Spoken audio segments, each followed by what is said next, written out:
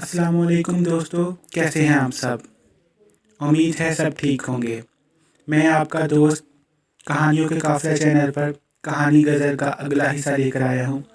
लेकिन उसको सुनाने से पहले अगर अभी तक आपने मेरे चैनल को सब्सक्राइब नहीं किया तो प्लीज़ सब्सक्राइब कर दें, लाइक करें, शेयर करें। तो चलते हैं अपनी कहानी के बकिया हिस्से गज़ल की तरफ। खुशबू घर आई तो उसके कानों में इतने महंगे झुमके देखकर बदर हैरान हो गई और उससे फौरी पूछा,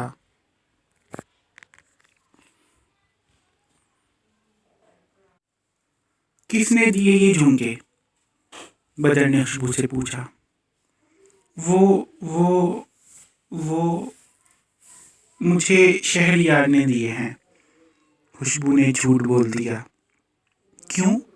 क्योंकि अगर वो गजल का नाम लेती तो माँ कभी भी ना मानती और उसे वापस करने का कहती, क्योंकि बदर गजल को ज़रा भी पसंद नहीं करती थी। अभी तक वो उससे मिली भी नहीं थी तो उसके नाम से बहुत चिढ़ती थी। तो खुशबू कैसे गजल का नाम ले सकती थी, इसलिए उसने शहरयार का नाम लगा दिया। अगले दिन खुशबू सिलाई सेंटर में गई।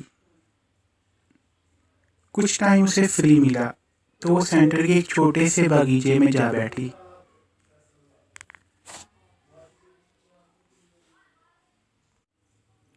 कि तभी वहां गजल आई।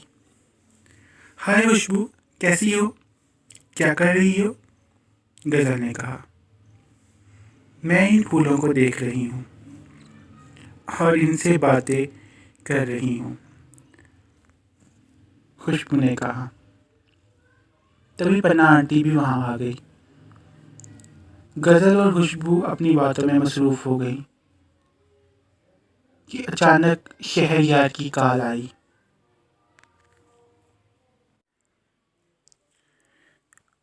पन्ना ने खुशबू के मोबाइल की तरफ देखा तो एक हैंडसम लड़के की फोटो को देखा। व्हाट्सएप पर उसकी कॉल आ रही थी। अरे, ये हीरो कौन है? पन्ना ने कहा। ये मेरा मंगेतर है, खुशबू ने शर्माते हुए कहा और फ़ोन को पिक किया और एक्सक्यूज़ मी कहकर वो पन्ना और गज़ल से उठकर थोड़ा दूर चली गई। थोड़ी देर बात करने के बाद वो पन्ना और गज़ल के पास वापस आई। बहुत ही हैंडसम मंगेतर है तुम्हारा, पन्ना आंटी ने कहा। शुक्रिया, खुशबू ने शर्माते हुए कहा। अरे गज़ल को भी तो दिखाओ अपने मंगेतर की फ़ोटो, पन्ना आंटी ने कहा। तो खुशबू ने गज़ल की तरफ देखा।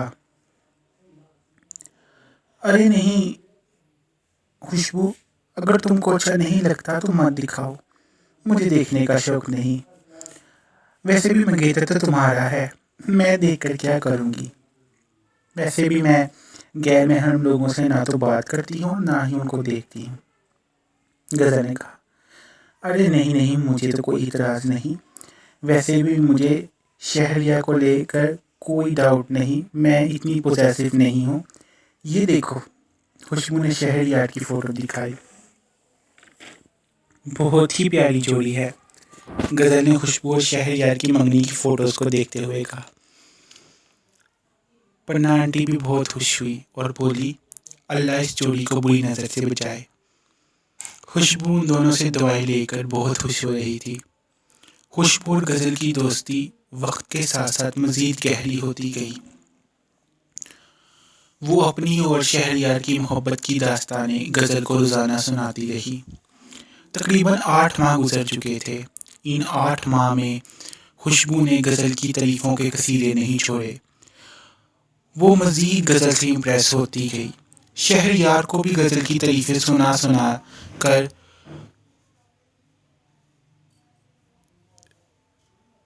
उसको तंग करती थी और शहरयार भी गज़ल की तारीफ़ें सुन सुनकर उससे मिलने की चाह लिए फिर रहा था।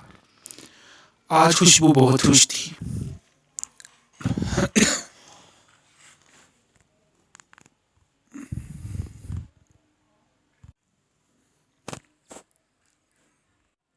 क्योंकि एक लंबे अरसे के बाद वो शहरयार के साथ लंच पर जा रही थी।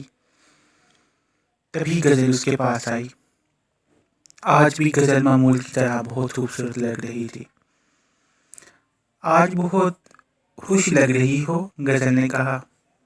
हाँ, आज छुट्टी टाइम में शहरयार के साथ लंच पर जा रही हूँ। मामा आज बहुत मुश्किल से मानी है और हम लंच पर जा रहे हैं, खुशबू ने शर्माते हुए कहा। अच्छा, तो आज लंच के बहाने पर डेट पर जा रही हो, गज़ल ने कहा। तो खुशबू शर्मा गई। तभी गज़ल ने अपने मोबाइल पर नज़र डाली और मायूस हो गई। रोने वाली शक्ल बना ली। बोली, मुझे अभी अभी मेरी एक वैन फ्रेंड का मैसेज आया है। आज वैन वाला हमको लेने नहीं आएगा। अगर मुझे पता होता कि वो हमें लेने नहीं आ रहा तो मैं आज आती ही नहीं। मेरा तो कोई भाई भी नहीं है जो मुझे घर लेने के लिए आ जाए। मेरा घर भी सेंटर से बहुत दूर है। पैदल भी चलकर घर नहीं जा सकती। मेरे साथ ऐसा क्यों हुआ? मैं अब क्या करूँगी? घर कैसे जाऊँगी? गज़ल बहुत परेशान हो गई। खुशबू से गज़ल की परेशानी देखी नहीं गई और फ़ौरन बोली, तुम शहरयार के साथ घर चली जाना, वो तुम्हें ड्रॉप कर देंगे। तो दोस्तों, आपको आज की कहानी कैसी लगी कमेंट करके ज़रूर बताइएगा। जल्द मिलते हैं इस कहानी के बकिया हिस्से में। तब तक अपना ख्याल रखिएगा। अल्लाह हाफ़िज़।